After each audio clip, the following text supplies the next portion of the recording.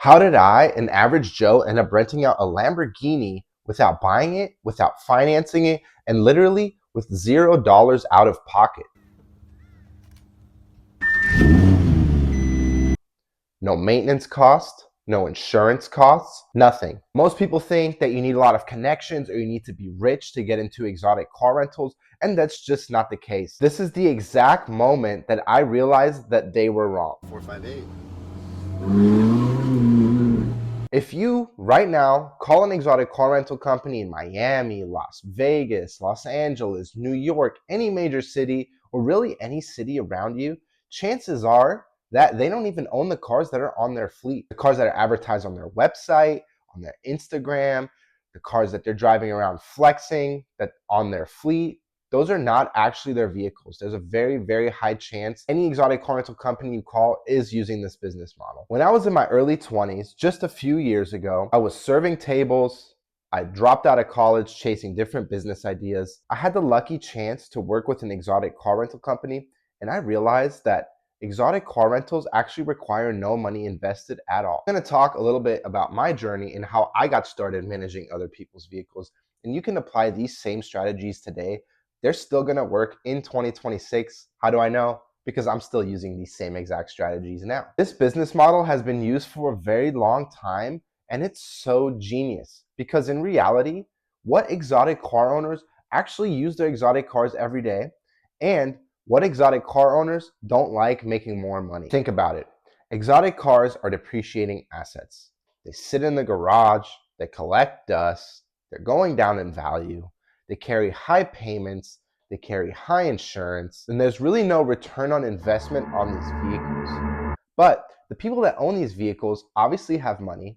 A lot of them are in the right mindset and they will always want to make more money. And so here's the thing. They are willing to put up their cars for rent with you if you have the proper systems. That is how all of these major exotic car rental companies get their fleets.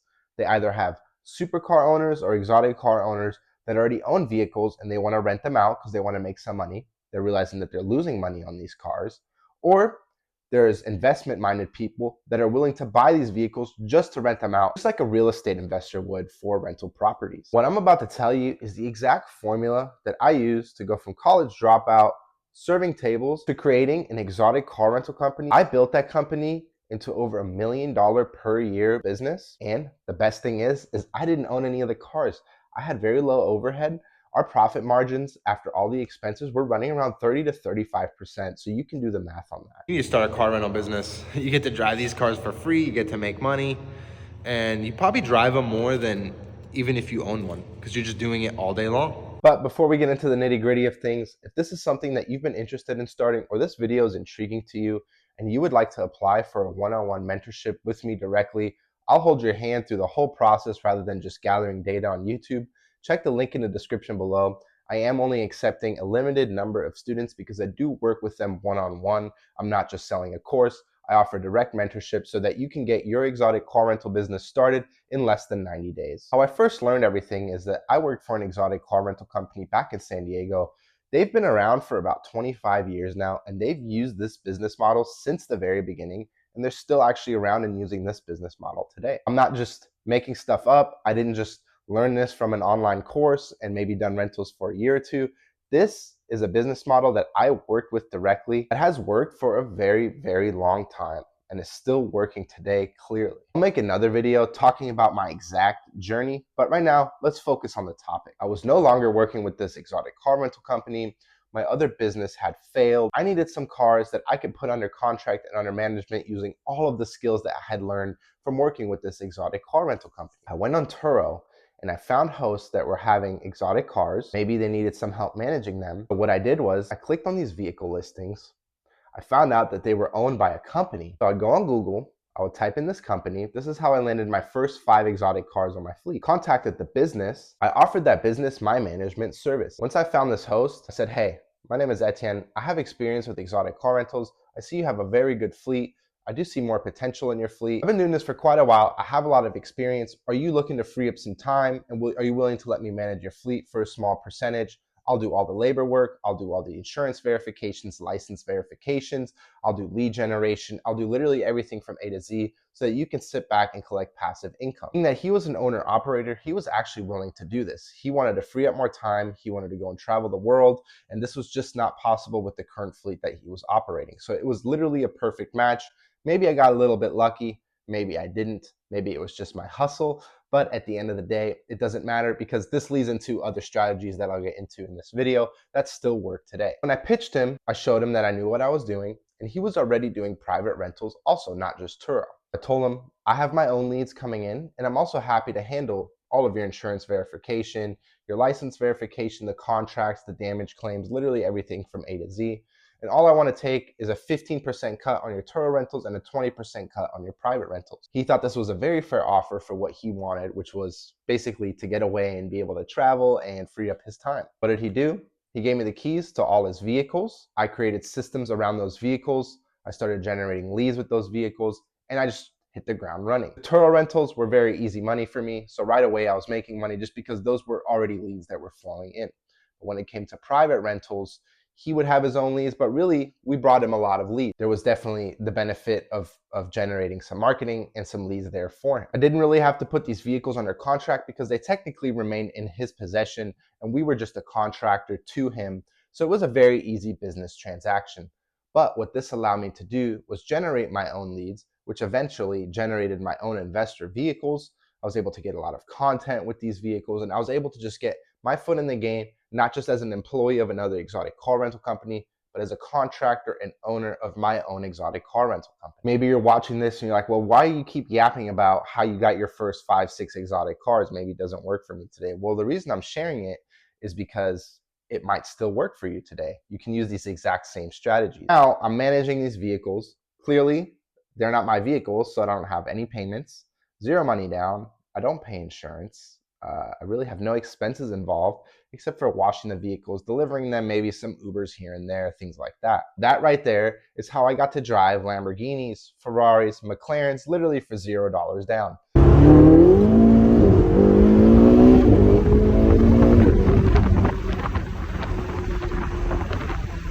The cars were not in my possession, but I was around these cars so much that I got to drive them all the time for free. This led into building my own fleet, what we call the consignment model. As I was renting out these cars, obviously I met a lot of qualified people that could invest into this business. A lot of people were very curious about the business.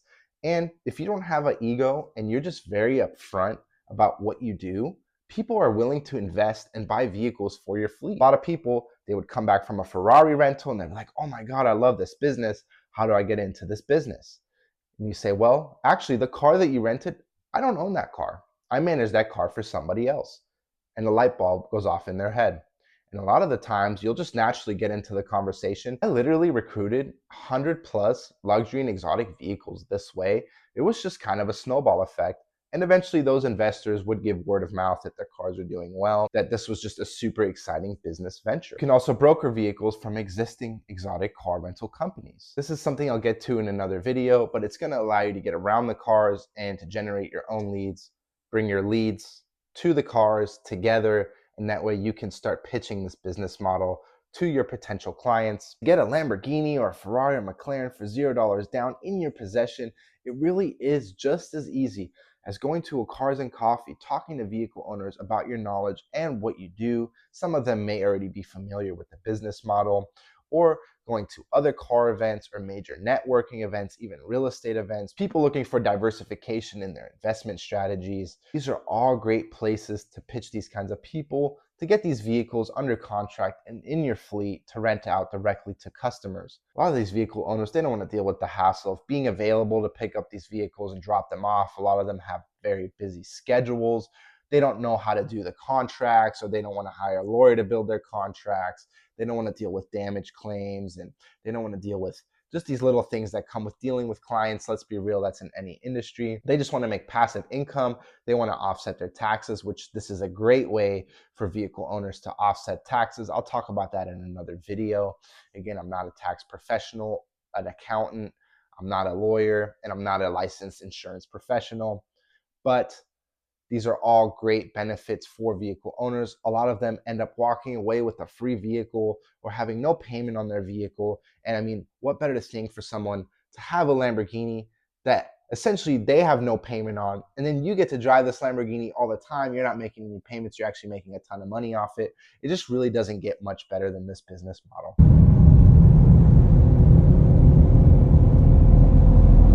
There are also other ways to find these kinds of investors, obviously through social media and other marketing efforts. Once you find someone that maybe you know them, maybe you found them as a client, or however you source these leads that are willing to purchase, let's say, a Lamborghini for your fleet, what do?